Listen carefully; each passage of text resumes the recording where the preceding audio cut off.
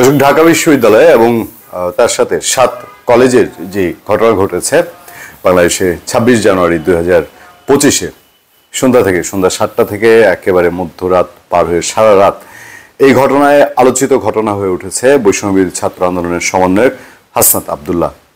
হাসনাত আব্দুল্লাহকে উদ্দেশ্য করে ঢাকা ইউনিভার্সিটির শিক্ষকরা, যারা জুলাই অভ্যুত্থান বলি বা 5 আগস্টের ঘটনা বলি, সেখানে সবচেয়ে বড় শক্তি হিসেবে কাজ করেছেন, যেই ঢাকা বিশ্ববিদ্যালয় আন্দোলনের সূতিকাগার, সেখান থেকে যে আন্দোলনের সূত্রপাত শাহবাগ থেকে, সেই ইউনিভার্সিটির শিক্ষকরাই হাসনাত আব্দুল্লাহকে ভুয়া বলেছেন। কি কারণ? হাসনাত আব্দুল্লাহ কি ঢাকা বিশ্ববিদ্যালয়ের শিক্ষার্থীদের, এই ছাত্রছাত্রীদের আস্থা ভেঙে ফেলেছেন বা তারা আস্থা রাখতে পারছে না? আমরা একটু ঘটনাটায় নজর দিতে চাই।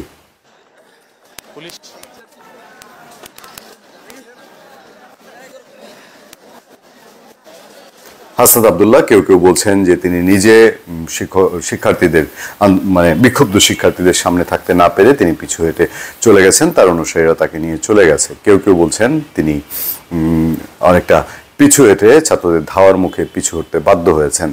এবং তাৎক্ষণিক যেসব অডিও শোনা যাচ্ছে, যে ভিডিওগুলো ছড়িয়ে পড়েছে, তাতে দেখা যাচ্ছে হাসনাত আব্দুল্লাহ বা তার পাশে থেকে কেউ একজন বলার চেষ্টা করছেন, তিনি নিজেও সায় দিচ্ছেন যে ছাত্রলীগ থেকে ছাত্র দল আরো ভয়ঙ্কর হয়ে উঠবে, এরকম একটা আওয়াজ অন্তত পাওয়া যাচ্ছে।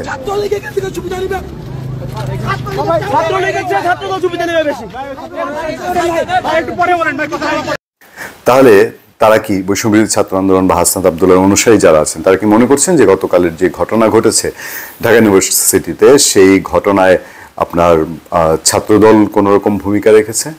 আচ্ছা, আমি জানি না ঢাকা ইউনিভার্সিটির হলগুলোর অবস্থা সম্পর্কে অনেকেই ধারণা নিতে পারেন যে ছাত্রদল আগের মতন যে ছাত্রলীগ গেছে, এখন তাদের হাতে সর্বাত্মক ক্ষমতা চলে আসবে এবং হলের সার্বময় ক্ষমতা দখল সেসব চলে আসবে। সেটি আসেনি। সারা দেশে বিভিন্ন জায়গায় বিভিন্ন ঘটনা হলেও অনেক কিছু ছাত্রদল, যুবদল বা বিএনপির কন্ট্রোলে হয়ে আসলেও ঢাকা ইউনিভার্সিটিতে সেটা হয়নি। গতকাল রাতের ঘটনাটি ছিল এরকম, যখন সন্ধ্যা থেকে ঢাকা ইউনিভার্সিটির শিক্ষার্থী এবং 7 কলেজের শিক্ষার্থীদের মধ্যে গণ্ডগোল শুরু হয়।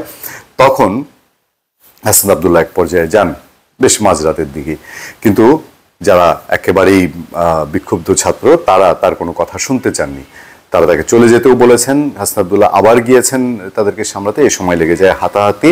সেই হাতাহাতির মধ্যে পড়ে হাসনাত আব্দুল্লাহ পিছু চলে আসেন। তখন ছাত্ররা ভুয়া সহ অন্যান্য আরও নানান স্লোগান দিয়ে তাকে মোটামুটি সেই জায়গা ছাড়তে বাধ্য করে। এবং এই ঘটনাটি এর পরে মাঝরাত পর্যন্ত চলতে থাকে। সেই মাঝরাত পর্যন্ত আর বৈষম্য বিরোধী ছাত্র আন্দোলন সমন্বয়ক কাউকেই সেখানে দেখা যায়নি। ফলে এই এত বড় ঘটনা, এটা নিশ্চয়ই একটা সমাধান সরকার সুষ্ঠু সমাধান করবে। আওয়ামী লীগ, ছাত্রলীগ, যুবলীগ বা তৎক্ষণকার পুলিশ বৈষম্য বিরোধী ছাত্র আন্দোলনের, কোটা বিরোধী আন্দোলন ট্যাকেলের যে বল প্রয়োগের পন্থা বেছে নিয়েছিল, মাঠে বিজেপি কয়েক প্লাটুন পুলিশ অসংখ্য থাকার পরেও নিশ্চয়ই সরকার বুঝবে যে 5 আগস্টের মতন বা সেই জুলাইয়ের মতন ছাত্র আন্দোলন মোকাবেলা করা সম্ভব না।